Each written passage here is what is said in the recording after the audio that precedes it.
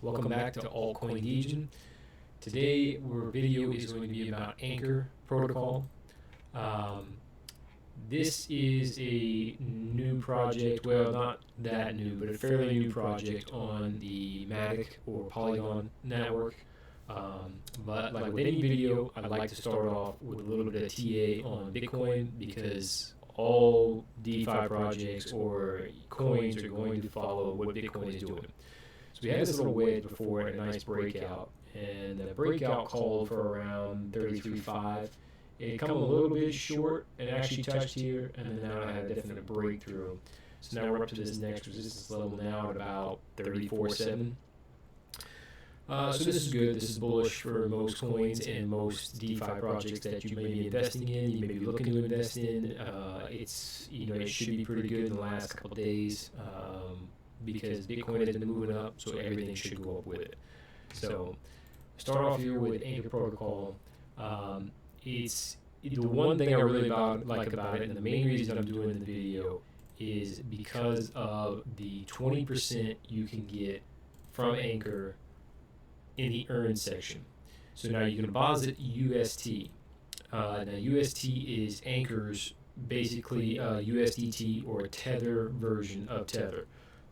And what you can get is it's not a guaranteed 20%, but they're trying to hold this peg the best they can. They got down to about 17%. I believe about 2 or 3 weeks ago, they've been propping it back up to about 20%. Now, it's a nice little system here. You can see what you're going to make per month, per week, per day, your expected interest. And this is nice to me. This is really good. I think this will attract a lot of bigger players.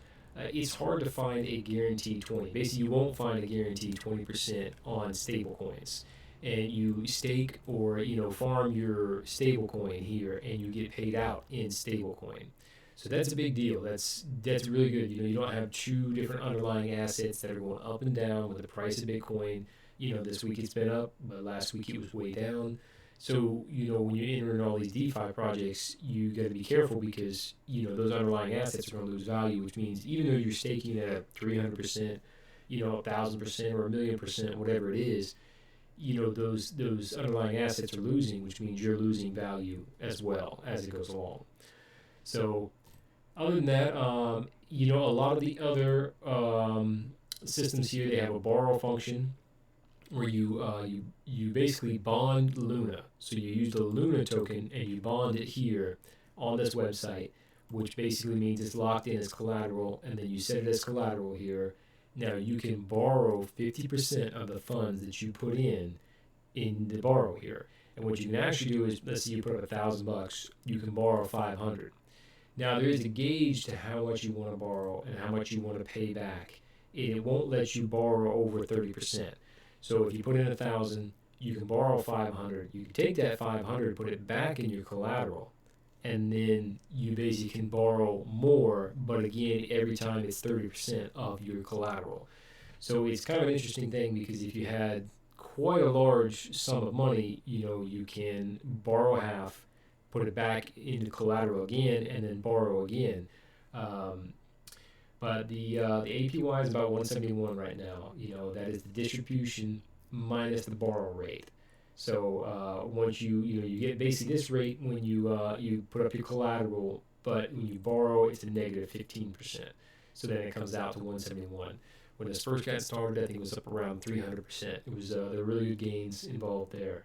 And the Luna token is a good token. It's holding decently here at $5. Again, this is all going to depend on Bitcoin and where it's headed. The ANK token, which is what this will actually pay out in. This will actually pay out in ANK and not in Luna, which is the ANC. ANK is the governance token for the Anchor protocol, the ANC. Now you can also govern stake your ANC, your rewards or whatever you want to do there, but you can also provide liquidity to ANC, UST, LP, and stake here. You get about a 49% here on the staking or the LP staking, and then 3% on the ANK here. They got quite a bit.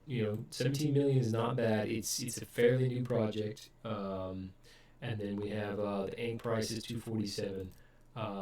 See here. So, the initial launch was about $6, and then it calmed down. But since, May 24th or so, it's held really steady with everything going on with Bitcoin and the up and downs. It's held really steady here since about May 25th or so. So it's actually holding up pretty well. It seems to find a pretty solid bottom here with everything going on in the market. So it's got some backing to it, but it could use more liquidity for sure. But like I said, not only that, another thing with this UST and the Luna, Bridge Mutual and Inc. have had this new announcement, fairly new announcement on June 24th. They're next announcing an official collaboration with Terra Money. And basically what you're going to be able to do is insure your money and your deposits on the Inc. protocol. So that makes it really nice. And like I said, when you're playing with a lot of, if you had a large sum of money, $100,000 you can stake, basically $20,000 a year. For $100,000, that's quite a bit, And of course, if you had $1 million, $2 million, or something like that, if you had $1 million, you're staking, $20,000, or so, I think this is a pretty good project just because, if you're new to DeFi and you're not sure, a lot of these, DeFi projects are, they're promising you 1,000%, 300%, 1,000,000%, 5% a day, some of these projects.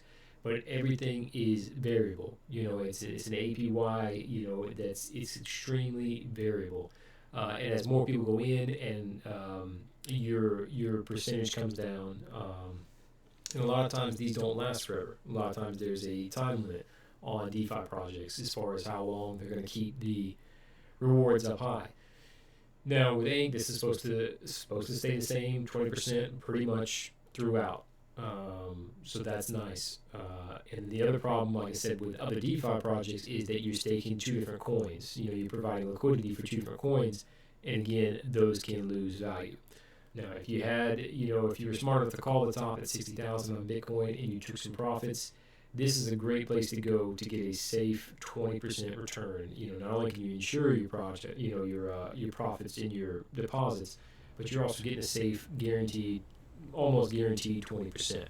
That's a pretty big deal if you have a large chunk of money. Now, if you have just $500, couple $1,000 to play with, it's not as big a deal because you're not getting that much return. A lot of people still want to degen Chad into DeFi projects, which is totally understandable. That's basically how I got my start, and I lost everything. So now I look for much safer projects. And more of a guarantee is nice. Nothing guaranteed really in crypto, but this is nice. And Ink has had audits, so it is, the Anchor protocol has had audits by Cryptonics. They also have a Anchor bug bounty program. Now I like this. It's a pretty good system, I think, but it kind of goes either way. It's nice to have the community involved in bug hunts, in bug bounties. The biggest problem is, let's say, they had 17 million here. Total stake 17 million here. You had another, I believe, 3 million in UST here. 700 million there. So you're basically asking someone to find a bug where you could possibly, take some of those funds and get a reward of $500 or 500 million.